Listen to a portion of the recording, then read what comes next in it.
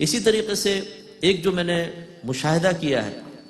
اگر ماں باپ اپنی زندگی میں سب کچھ اپنی اولاد کو دے دیں، ہبہ کر دیں، تحفہ کر دیں، پراپرٹی نام کر دی، بینک بیلنس سارا دے دیا، اور بڑے بھولے پن میں کہہ بھی دیتے ہیں بیٹا اب تو ہمارے پاس کچھ بھی نہیں ہے، جو تھا تمہیں دے دیا، تو غیر محسوس طریقے سے طبیعت بدلتی ہے، غیر محسوس طریقے سے۔ پہلے ابا جان کی اگر آمدنی کہیں سے آتی ہے، ان کو پینشن وغیرہ ملتی ہے، مکان کرائے پہ چڑھے ہوئے ہیں، دیگر پراپرٹیز ہیں، تو لہجے میں نرمی ہوگی، ابا جان، بھابیاں، بیوی بھی آ کے خدمت، ابو چائے پینی ہے تو بتائیے، بڑی خدمت ہے۔ اور جہاں ابو نے اپنا سارا سرمایہ دیا، اب ابو بول رہا ہے بیٹی بہو چائے تو پلا دو، ارے بولتے رہتے ہیں یہ کیونکہ سارا تو ہاتھ میں آ گیا۔ پھر بیٹا چڑچڑے پن میں مبتلا ہوتا ہے، ابا آپ تو پیچھے پڑ جاتے ہیں، امی آپ تو پیچھے پڑ جاتے ہیں۔ اس لیے ہم اکثر جب والدین مجھ سے پوچھتے ہیں کہ مفتی صاحب ہم اپنے اولاد کو زندگی میں دینا چاہتے ہیں، دے دیں، تو میں کہتا ہوں ضرور دیں، لیکن اپنا حصہ بچا کر رکھیں، عزت بچا کر رکھیں گے۔ ہر ایک اولاد ایسی نہیں ہوتی ہے، خدا نخواستہ ایسا نہیں ہے کہ ہر اولاد بری ہوتی ہے، لیکن بہرحال ایک فطری تقاضا ہوتا ہے، جب ماں باپ کو محتاج اور بالکل مال سے خالی محسوس کریں تو عام جو لوگ ہیں ان کی فطرت، ان کی طبیعت، ان کی کیفیت بدلتی ہے، اور لہجوں میں، عمل میں حقارت پیدا ہو جاتی ہے، اور اپنی آخرت کی بربادی کا سامان کرتے ہیں۔ اسی طرح اگر ماں باپ بوڑھے ہو جاتے ہیں اور خاص طور پہ بیمار ہو جائیں، اب وہ کھانس رہے ہیں، ان کو ڈاکٹر کے لے جانا ہے، ٹائم دینا ہے اپنے کاروبار میں سے، نوکری میں سے،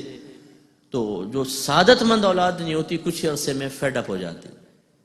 اور بعض اوقات تو معاذ اللہ ثم معاذ اللہ یہاں تک دیکھا گیا ہے کہ دعا کرتے ہیں اللہ تعالیٰ ان کی منزل آسان کر دے، یعنی موت دے دے، ایسی ایسی صورتحال آتی ہے۔ حالانکہ یہ وہ وقت ہے کہ ایک ایک لمحہ جو ہے نا، ایک ایک لمحہ آپ جو ان کی طرف سے کوفت محسوس کر رہے ہیں لیکن اپنے نفس کو اظہار غضب سے روکتے ہیں، برداشت کرتے ہیں، یہ آپ کی درجات کی بلندی کا سامان ہے، آپ کو اللہ کے قریب کر رہا ہے۔ اس کو تو ہمیں وسیلہ بنانا چاہیے اپنے اللہ تعالیٰ کی بارگاہ میں قریب ہونے کا۔ میرے آقا صلی اللہ علیہ وسلم فرماتے ہیں کہ 3 دوست تھے بنی اسرائیل کے، وہ کہیں سفر پہ روانہ ہوئے تو بارش شروع ہو گئی، ایک غار میں گھس گئے۔ اچانک وہ غار ایک بڑی چٹان تھی، غار کے دروازے کے آ کے گر گئی، اب وہ اندر پھنس گئے۔ تو ان میں سے ایک نے دوستوں سے کہا کہ یار ایسا کرتے ہیں، ہم کسی ایسے عمل کا اللہ کی بارگاہ میں وسیلہ پیش کرتے ہیں جو ہم نے بڑے اخلاص سے کیا ہو سکتا ہے اللہ تعالیٰ اس کی برکت سے ہمیں نجات دے دے۔ تو 2 نے جو پیش کیا وہ تو کچھ بھی کیا، ایک جو ہے وہ میں آپ کو عرض کرتا ہوں،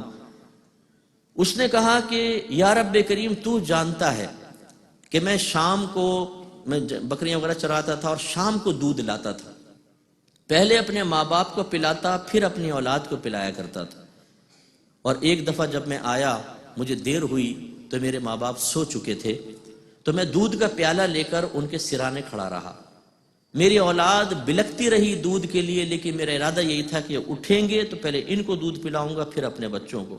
اور میں ساری رات وہ پیالہ لے کر ان کے بستر کے پاس کھڑا رہا۔ صبح جب وہ جاگے تو پہلے ان کو دودھ پلایا پھر اپنے گھر والوں کو دودھ پلایا۔ اگر میری یہ خدمت تیری بارگاہ میں مقبول ہے تو اس چٹان کو ہٹا دے۔ رحمت کونین صلی اللہ علیہ وسلم ارشاد فرماتے ہیں کہ چٹان ایک طرف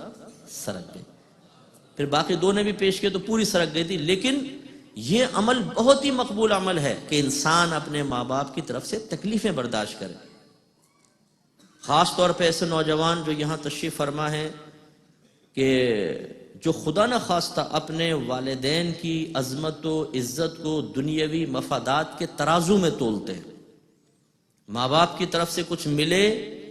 فائدے حاصل ہوں تو ماں باپ زندہ باد، اور کچھ نہ ملیں تو ختم۔